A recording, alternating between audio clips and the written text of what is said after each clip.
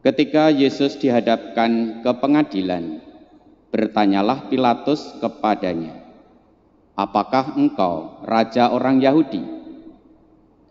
Jawab Yesus, "Apakah engkau katakan hal itu dari hatimu sendiri atau orang lain yang mengatakannya kepadamu tentang aku?" Kata Pilatus, "Apakah aku seorang Yahudi? Bangsamu sendiri dan imam-imam kepala yang telah menyerahkan engkau kepadaku.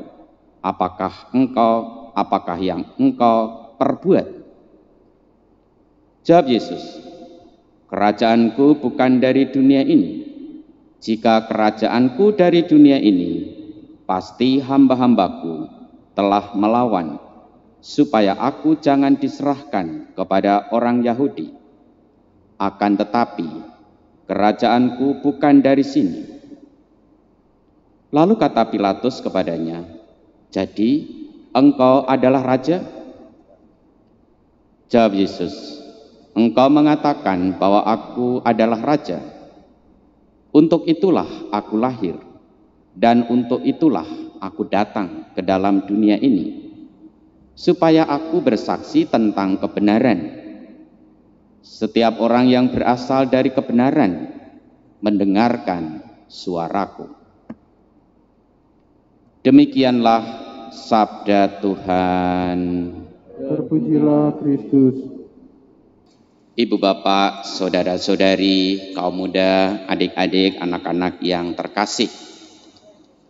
Hari ini kita merayakan Hari Raya Kristus, Raja Semesta Alam. Kita bisa bertanya, apa yang dirayakan? Apa yang dirayakan dalam perayaan ini? Yang dirayakan adalah kebesaran manusia di hadapan alam semesta. Maka kalau kita dengarkan bacaan Injil tadi, ada dua kata yang kiranya baik menjadi permenungan kita. Kata yang pertama itu adalah raja, yang kedua itu adalah kebenaran. Yesus itu adalah raja. Dan kalau kita lihat dalam alam pikir perjanjian lama pada waktu itu, raja itu dipikir sebagai wakil Tuhan. Jadi kalau kita ingat di bangsa Israel dulu, umat Israel dulu, raja itu dipikir sebagai wakil dari Tuhan, wakil Tuhan di dunia ini. Maka sebagai wakil Tuhan dia diurapi. Lihat, kita ingat bagaimana Saul itu diurapi, Daud diurapi. Nah, sebagai raja ada nabi yang mengingatkan kalau raja itu berbuat salah. Maka lihat, dalam alam pikir perjanjian lama, raja itu adalah wakil Tuhan. Lalu bagaimana dengan Yesus? Yesus itu punya martabat raja. Maka dikatakan Yesus itu Mesias dari Allah yang diurapi oleh Tuhan. Berarti apa?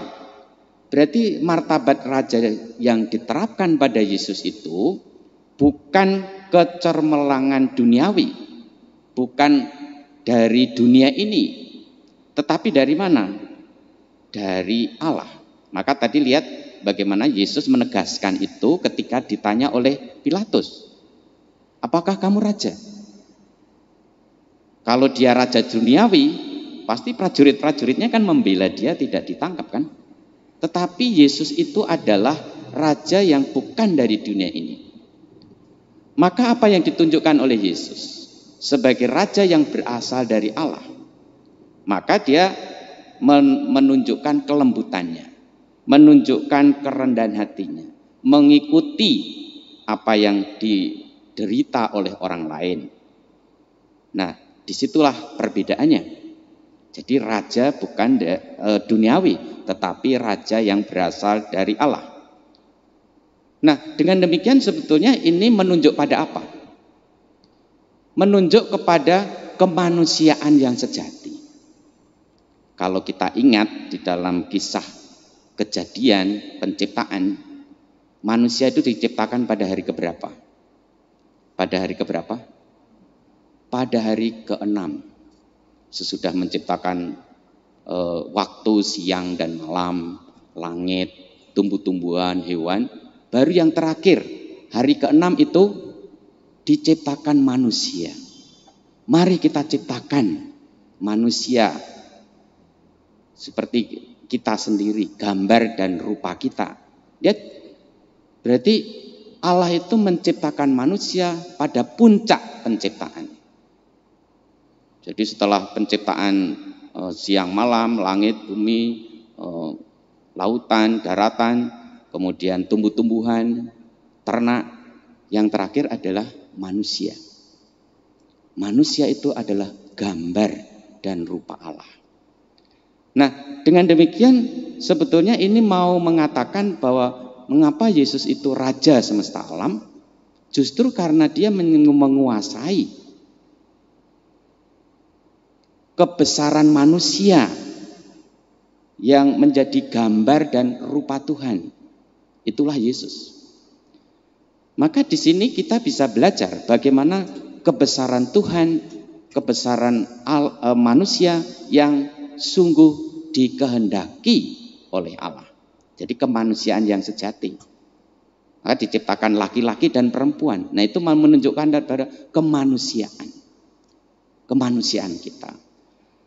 Nah, oleh karena itu raja di sini jelas seperti dikatakan dalam bacaan yang pertama tadi di dalam kitab Nabi Daniel, anak manusia datang dari langit bersama-sama dengan awan gemawan. Dia menghadap ia yang lanjut usianya, diserahkan kekuasaan, kehormatan dan kuasa sebagai raja. Demikian juga kalau dalam kitab Wahyu tadi, Yesus itu adalah Alfa dan Omega. Awal dan akhir. Nah, Ibu Bapak, Saudara yang kasih, raja yang dimaksud di sini tentu bukan raja duniawi sekali lagi, tetapi adalah raja dari Allah.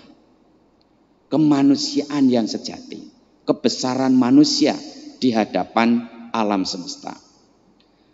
Itu kata yang pertama, raja tadi. Lalu yang kedua apa? Kebenaran. Pilatus bertanya, apa itu kebenaran? Lalu apa yang dikatakan oleh Yesus? Tadi dalam konteks yang terakhir dikatakan, engkau mengatakan bahwa aku adalah raja. Untuk itulah aku lahir.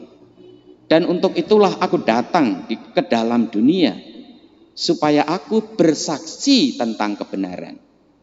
Jadi Yesus hadir di dunia itu bersaksi tentang kebenaran. Dan setiap orang yang berasal dari kebenaran mendengarkan suara. Poinnya adalah soal kebenaran ini. Kalau kita lihat di dalam Injil Yohanes itu, dunia itu adalah kawasan yang dipenuhi oleh kegelapan.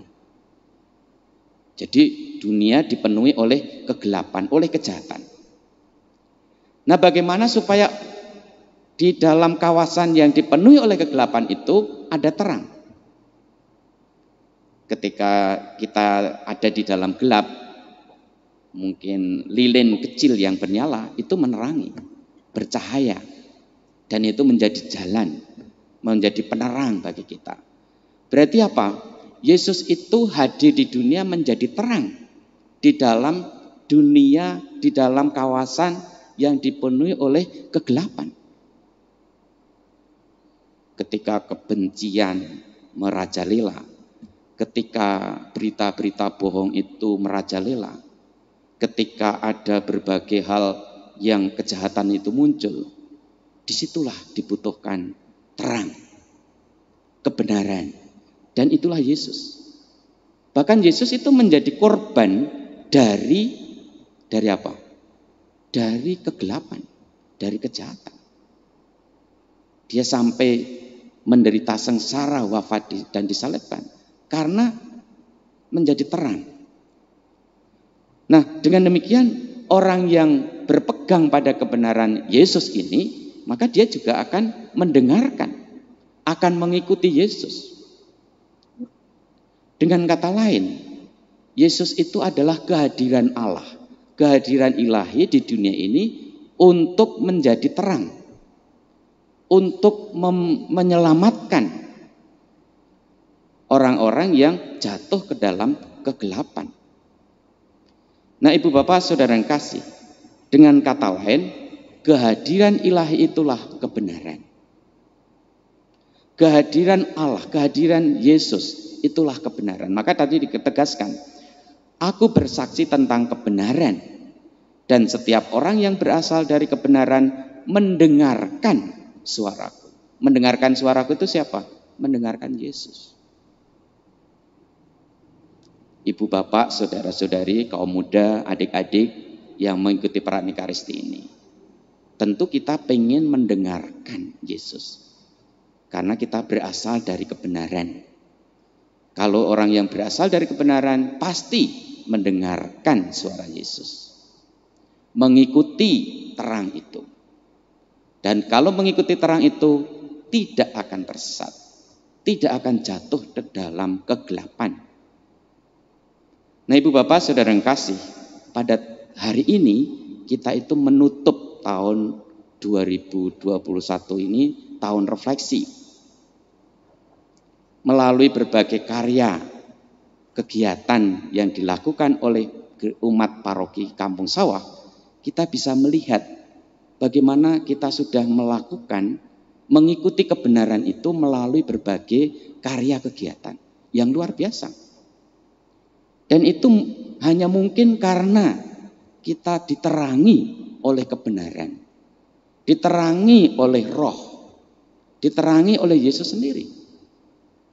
Mari kita lihat apa yang sudah kita buat mulai awal tahun ini, Januari sampai sekarang ini. Apa kegiatan-kegiatan kita dalam tahun refleksi ini yang sudah dibuat secara nyata. Jadi bukan di awang-awang, tapi nyata. Kita percaya Allah penuh kasih setia, dahulu, sekarang, dan selama-lamanya. Walau pandemi corona melanda dunia, Dia tetap gembala baik dan murah hati. Marilah kita semakin mengasihi gereja kudusnya, semakin terlibat dalam masyarakat, berbela rasa budaya apa. Kita diutus semakin menjadi berkat bagi seluruh ciptaan.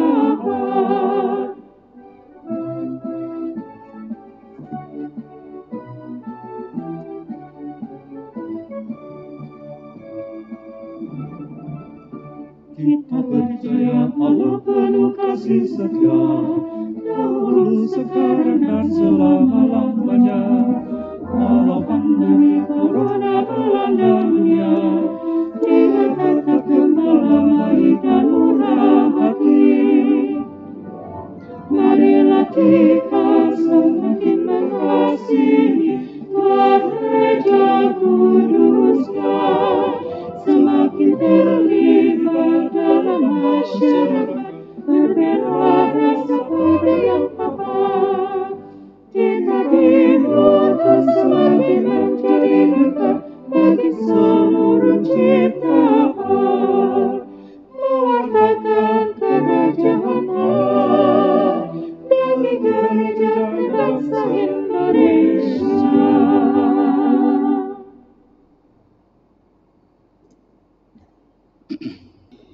Secara sekilas kita bisa melihat kegiatan-kegiatan yang sudah dilakukan oleh umat paroki Kampung Sawah untuk mengisi tahun refleksi ini.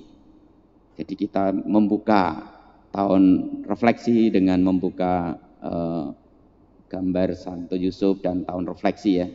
Tapi kita lihat bagi beberapa kegiatan yang bagi kita itu menjadi yang patut kita syukuri.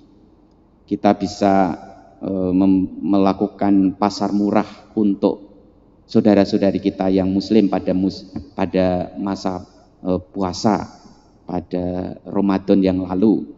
Kita juga ikut terlibat dalam rekoleksi keluarga di awal tahun dan pesertanya juga luar biasa, lebih dari 200. Lalu juga akan ada kegiatan untuk rumah isolasi mandiri. Dan ini juga menjadi syukur kita. Mengapa ketika ada kegelapan, ada penderitaan, ada suatu yang patut kita lakukan, kita melakukan. Dan ini jalan kebenaran. Dan ini adalah kebenaran yang sudah kita ikuti. Karena kebenaran itu adalah bagaimana kita bisa mengenali kehadiran yang ilahi dalam situasi kegelapan. Dalam situasi di mana ada pandemi corona, di mana ada berbagai hal yang perlu kita buat, kita lakukan secara nyata. Juga ada webinar untuk kaum muda pada Juli yang lalu. Ada juga nanti akan ada rekoleksi. Dan ini semua adalah jalan kebenaran. Oleh karena itu, merayakan Kristus Raja semesta alam, itu kita merayakan kemanusiaan kita. Jadi pada awalnya manusia itu diciptakan gambar dan rupa Allah. Dan Yesus itu menunjukkan jalan ke sana dan menghubungkan supaya kembali kepada kemanusiaan yang sejati.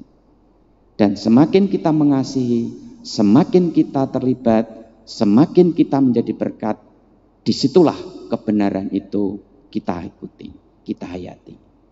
Oleh karena itu mari kita mohon pada Tuhan supaya kita bisa semakin menghayati dan mengamalkan, semakin mengasihi, semakin terlibat, dan semakin menjadi berkat. Amin. Kemuliaan kepada Bapa dan Putra dan Roh Kudus. Seperti pada permulaan, sekarang, selalu, dan sepanjang segala abad. Kita hening sejenak untuk merenungkan, meresapkan apa yang menjadi sabda Tuhan untuk kita masing-masing.